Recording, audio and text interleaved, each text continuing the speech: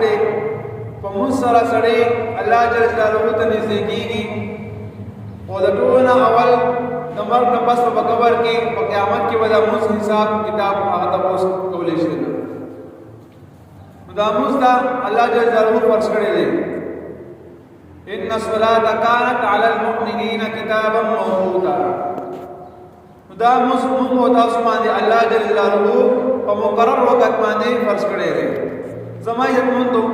دا موږ چې کوم دی دا موږ الله جل جلاله فرض کړی دی په هر عاقل بالغ مسلمان باندې الله جل جلاله په ورځ کې 15 منځونه فرض کړی دي دا 15 منځونه کمالدار وي که غریب وي که باچا وي که دغه رنګې صحتمند وي که بیمار وي که دغه رنګې ښځه وي زنانه وي یا مقیم وي یا مسافر وي په هر حالت کې به انسان دا 15 منځونه ادا کوي نو په انسان باندې الله جل جلاله 15 منځونه فرض کړی دي نو دې 15 منځونو حکم هم الله جل جلاله طرف شوی دی بلکې کې الله جل جلاله ارشاد فرمایي واقیموا الصلاة وآتوا الزکاة تاسو موږ قائم کړئ او زکات ورکړئ دا رنګي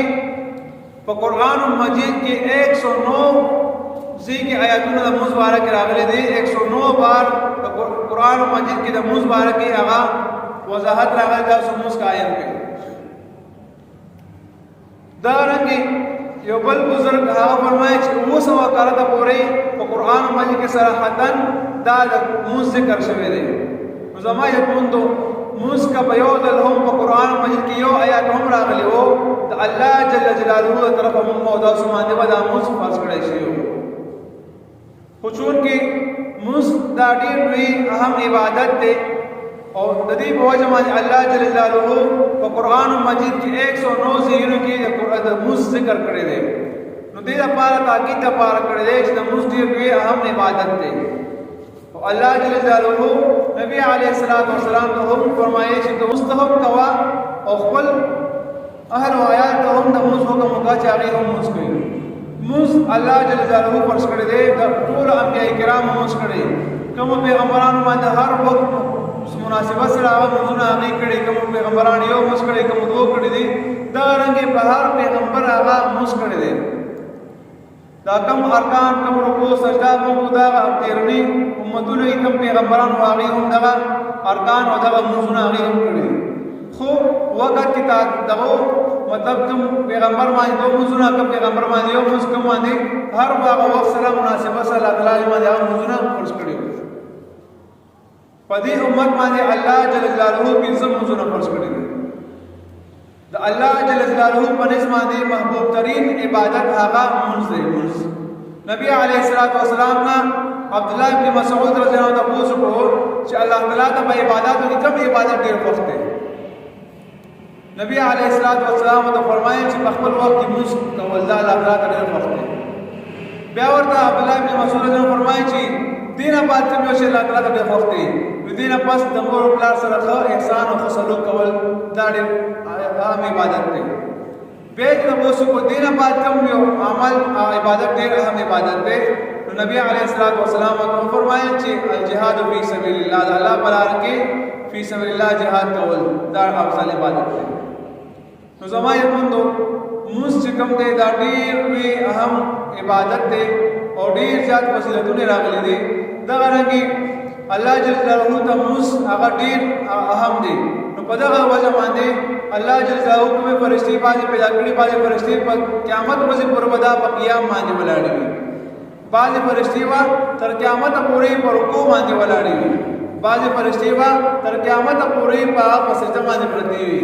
بعض فرشتي په تکبیر تحریمه کې بعد قیامت پورې په دغه کې مشغول وي نو دا رنګه الله جل جلاله دغه فرشتو او دغه پیغمبرانو چې کوم منځونه کړی دي دا ټول مجموعه راځم کړی دی د نبی علیه السلام د امت ته دغه 15 منځونه فرض کړی دا څنګه چې داونه دې مونږ هم د الله تعالی عبادت کتاب په قیام باندې ولاړې په قیام باندې نبی علیہ الصلوۃ والسلام حدیث مبارک ہے نبی علیہ الصلوۃ والسلام صحابہ کرام ته فرمایي چې د چا کور مخې ته یو نهر وي او هغه نهر کې هغه 15 وخت لاندې آیا د بدن باندې به سخیره پاتې شي؟ صحابه کرام ورته فرمایي چې یا رسول الله د بدن باندې به سخیره پاتې نشي. نبی علیه الصلاۃ والسلام ورته فرمایي چې کم کس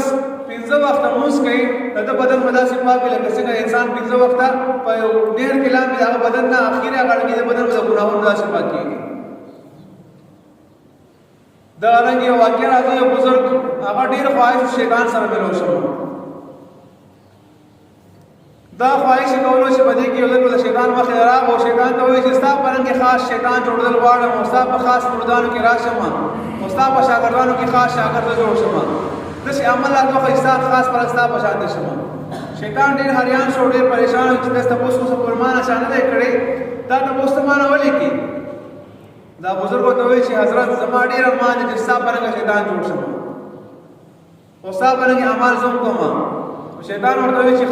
حقیقت کې داسې کول غواړي خو بیا دوه کارونه کوه. یو کار دا کوه چې په دروغ باندې قسمونه خورا او پروا مه کوه او دویم دا کوه چې قصدن مسلک درموس نو ته به زما په شاګردانو کې خاص شاګرد شي او ته به زما درجې ته بیا ورسې. نو زما یقین دا شیطان عمل هم دی چې کوم سړی موږ نه کوي او شیطان په یو سجده نه کولو باندې مردود او لعین جوړ شو. هغه پورا ټوله شو چې یو سجده آدم علیه السلام ته وکړه. الله کې سجده آدم علیه السلام ته وا او دلته کې سجده الله جل جلاله ته دي چې انسان الله جل جلاله ته سجده نه کوي نو الله تعالی بسونه خپګي انسان. نو بیا دې بزرګ شیطان ته وایي چې زماره په الله په ذات قسم وي چې زه به دا کارونه کله هم نه کوم نه به قسمونه وخورم په دروغ باندې او نه به زه قصدن موس پرېږدم. نو زما یقین ته موس دا په انسان باندې په هر حالت کې فرض دی. که یو انسان بیمار وي او هغه په ولاړه باندې موس نشي کولی په ناسته دی وکړي که په ناسته نشي کولی په سملاستو دی مونځ وکړي که په سملاستو هم نشي کولی رکوع سجده په اشاره سره مونځ وکړي. نو موس په هر انسان باندې هغه فرض دی مونځ نه خلاصې نشته دی. دا رنګ د موسی علیه السلام ته یو زنانه راغله ورته وایي چې ای د الله رسوله ما نه یو ګناه شوې ده او په ګناه باندې خپله ډېره هم پښیمانه یم ما توبه هم کړې او الله نه معافي هم غواړم خو ته د الله پیغمبر یې ته زما لپاره الله تعالی نه دعا وغواړه چې الله تعالی زما دا ګناه معاف کړي. موسی علیه السلام ته پوښتنه وکړه چې ای د الله باندې تا کومه داسې ګناه کړې ده چې ته دومره پښیمانه یې دومره خفه یې. دا ښځه وکړه چې ای الله رسوله بس ما ته دعا وکړه چې الله تعالی ما دعا قبوله کړي او زما توبه الله تعالی قبوله کړي. بیا یې ورته موسی علیه السلام وفرمایل چې تا کوم ګناه کړی ګناه خو ما ته وښایه کړه. زنانه ورته ویل چې ای د الله رسوله ما اول بدکاري وکړله مطلب زنا مې وکړله هغې نه پس چې کوم ماشوم پیدا شو هغه ماشوم ما ناحقه هغه قتل کړو ما دا ګناه کړی. چې کله موسی علیه السلام دا خبرې اورېدې نو ډېر غوسه شو او د غوسې نه تک سور شو. ورته لرې شه کم بخت زما له مخې نه ستا په وجه ما باندې عذاب را نه شي. نو دغه ښځه یې د خپلې مخې نه وشړله. دا ښځه لاړه په دې وخت کې الله جل جلاله حضرت جبرائیل امین هغه رولېږلو ورنه تپوس کوي چې ای موسی علیه السلام تا نه الله تپوس کړي ستا په ذهن کې دې نه بل بدکاره او ګناهګاره کس شته چې هغه نه اول ما زنا وکړي او زنا نه پس کومه ناحقه ماشوم پیدا شو هغه بېګناه ماشوم قتل کړي نو آیا دې نه ستا په ذهن کې بل بدکاره ګناهګاره کس شته؟ موسی علیه السلام فرمایي چې دې نه بل بدکاره کس کوم شي زنا وکړي او ماشوم پیدا شي هغه بېګناه قتل کړي دې نه بل بدکاره کس کوم وي. بیا ورته الله تعالی وایي کوي چې دې نه بل بدکاره کس هغه دی چې کوم کس قصدن موږ نه کوي موږ پرېږدي موږ نه کوي. زما یقین د موسی علیه السلام په امت باندې دوه موضوعونه تقریبا فرض وو. نو چې هغه دوه موضوعونه هغې نه کول زموږ پیغمبر علیه السلام باندې 15 موضوعونه فرض کړي شوي دي چې موږ او تاسو د دې دغه نه پابندي نه کوو موږ دا موضوعونه نه کوو نو موږ ته به څونه الله تعالی سزا راکوي. دارنګه الله تعالی په قرآن مجید کې فرمایي که نه واقیموا الصلاة ولا تکونوا من المشرکین تاسو مونځ قایم کړئ او مه کېږئ د مشرکانو نه. زما یقین د دین د ایمان دارومدار دا په مونځ باندې دی. چا چې مونځ قایم کړو هغه دین قایم کړو چا چې مونځ پرېښود هغه دین پرېښود. نو موږ تاسو له پکار ده چې موږ تاسو کو هغه 15 وخت مونځ کوو الله جل جلاله ته ودرېږو الله جل جلاله سجده کو صحیح طریقې سره سجده کو. نن سبا موږ تاسو منځونه هم کوو منځونه د منځونو پرنګ نه دي صرف اډغره او بس عادت عبادت هم عادت ځان لا ګرځولې دي بس بس هغه ټایم سجدي وو بس ډغري وو بس ورو بیا باندې نا وخت یې چې امام صاحب څنګه سلام زرو ګرځي امام صاحب څنګه تقریر ختم کی چې وزر موږ کو وزر تختو بیا سنت هم خلق ډېر خلق سنت هم پرېږدي دا سنت رسول الله صلی الله علیه وسلم به همیشواله کړی دی موږ تاسو په کار کې سنت او پوره موضوع کو چې سړی د نفل اهتمام کې الله تعالی د فرض او واجبات او توفیق خامخا ورکړي چې سړی دې اهتمام نه کوي الله تعالی د دې نه انسان ته کوي او الله جل جلاله انسان ته عقل ورکړي پوهه ورکړي شعور ورکړي دی چې ته نیک لار هم شته او بد لار هم شته دی الله جل جلاله د انسان لپاره جنت هم جوړ کړي جهنم ول هم تیار کړي دی که انسان په خلاره باندې لاړو نیک کارونه کوي نیک اعمال کوي دا انسان په خلاره باندې دی په جنت تیار دي او که سړی د ګناه کارونه کوي او ورته پته هم چې ګناه کارونه کوم زماسه په جهنم وي او نیک کارونه نه کوي دا کس ته الله تعالی د جهنم هم تیار کړی دی عقل خپل الله تعالی انسان ته ورکړی دی او انسان اوس عقل خپل استعمالول وکړي چې عقل کوم ځای کې استعمال کوم خځې کې استعمال کوم که خراب ځای کې استعمال کوم نو الله جل جلاله موږ ټول گزار جوړ کړی دا موږ چې کوم دی دا الله جل جلاله نبی علیه الصلاۃ والسلام کې صلی الله علیه وسلم دا په عرش مولا کې دا په توفه ورکړی دی څومره اعمال چې دي څومره فرایض دي څومره واجبات دي څومره اوامر دي څومره نواهی دي دا ټول اسمان نه لاندې راغلي دي د جبرائیل امین علیه السلام په ذریعہ باندې او په دغه ذریعہ باندې هغه احکامات ټول نازل شوي دي خو صرف موږ دا چې کوم دی الله جل جلاله نبی علیه الصلاۃ والسلام هم اسمان نمبر سدرۃ المنتهى ته ټول وبللو او لګي ورته د موږ په توفه کې ورکړي او الله جل جلاله نبی علیه الصلاۃ والسلام دا 50 منځونه ورکړي 50 او الله تعالی دا هم فرمایي چې کوم کس دا منځونه کوي نو یو موږ په بدل کې بیا به کوم دی چې نبی صلی الله علیه وسلم د 50 منځونه ورکړل بیا دا غرنګي او اسمان نشمګم اسمان چې کله نبی علیه السلام راغو شو الله موسی علیه السلام سره ملو شو نو موسی علیه السلام تاسو پرو نبی علیه السلام او فرمایي چې ما باندې الله تعالی 50 منځونه په امت باندې فرض کړل موسی علیه السلام ته فرمایي چې دا الله رسوله دا منځونه ډیر دي دا بس دا امت نه کړی شي زما امت ما خپل امت اسماعیل دې د بنی اسرائیل چې کوم دي ما ازمو کړی دا غیره منځونه نشو کولای او اکثر څو منځونه فرض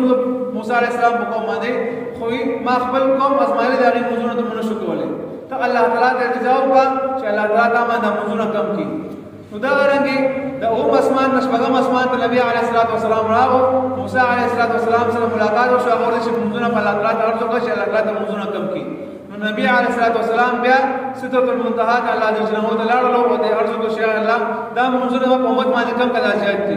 نو دا رنګي پنځه منځونه وکمیدا بیا ورا کوڅو شپږم اسمان ته موسی علیه السلام ورته بیا دا منځونه ډیر تر دې پورې چې کله پنځه منځونه پاتې شو نو بیا ورته هم موسی علیه السلام ورته ویل چې دا پنځه منځونه هم ستاسو په امت باندې دا ونه کړی شي